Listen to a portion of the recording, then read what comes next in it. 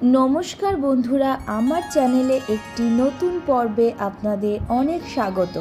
বন্ধুরা কেমন আছেন? আশা করি সবাই সুস্থ ও ভালোই আছেন। মা কামাখ্যা দেবীর কৃপা পাওয়ার জন্য কমেন্ট বক্সে অবশ্যই লিখুন জয় মা কামাখ্যা।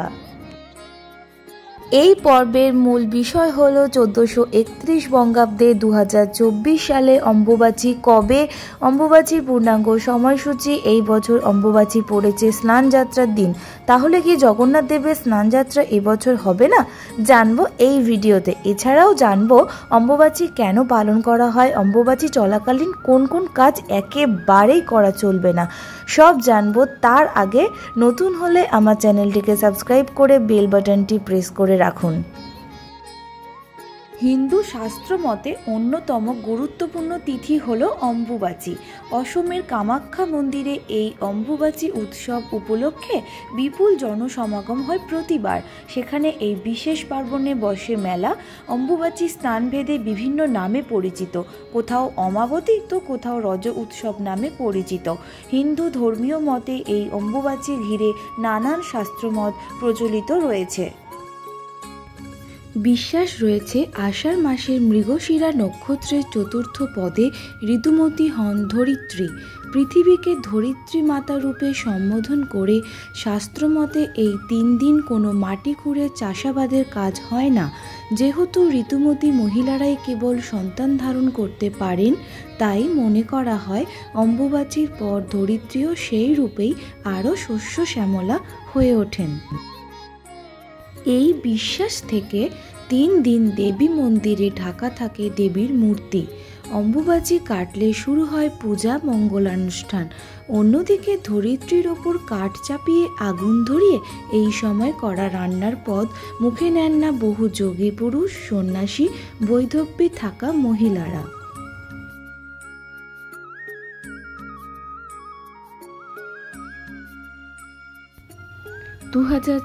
সালে অম্বুবাচী প্রবৃত্তি অর্থাৎ এই তিথিক্ষণ শুরু হবে 22শে জুন। তার 3 দিন পর এই সময়কাল শেষ হবে।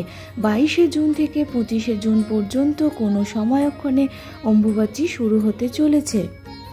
22শে জুন অর্থাৎ 7ই আষাঢ় সন্ধ্যা 6টা 31 মিনিটে পড়েছে অম্বুবাচীর তিথি, আর তা শেষ হবে 10ই আষাঢ় অর্থাৎ 25শে মে রাত 1টা। 2024 সালে 1431 বঙ্গাব্দে অম্বুবাচীর এই তিথি শুরু হবে স্নানযাত্রার পূর্ণ তিথিতে। তাহলে কি জগন্নাথ দেবের স্নানযাত্রা এবছর হবে না? জগন্নাথ দেবের স্নানযাত্রা একটি নিত্য কর্মের মধ্যে পড়ে, তাই জন্য অম্বুবাচীর দিন যদি স্নানযাত্রা পড়ে যায় তবে এ পুজোতে কোনো বাধা পড়বে না।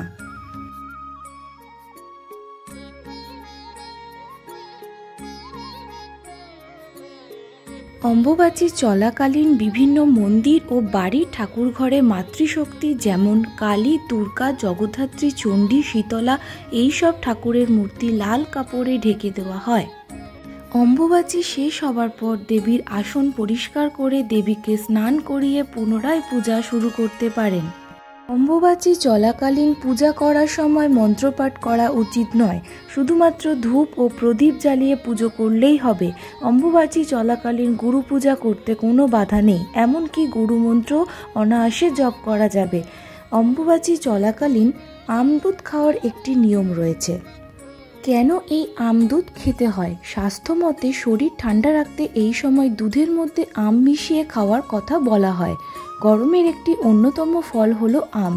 আমের মধ্যে রয়েছে অ্যান্টিঅক্সিডেন্ট, এছাড়াও আছে vitamin A, vitamin D, vitamin বি12, ক্যালসিয়াম ও পটাশিয়াম। অম্বুবাচী এই 3 দিনের মধ্যে যে কোনো একদিন অবশ্যই এই আমদুধ খান। অম্বুবাচীর এই 3 দিন আগুনে রান্না করে খাওয়ার কোনো নিয়ম নেই।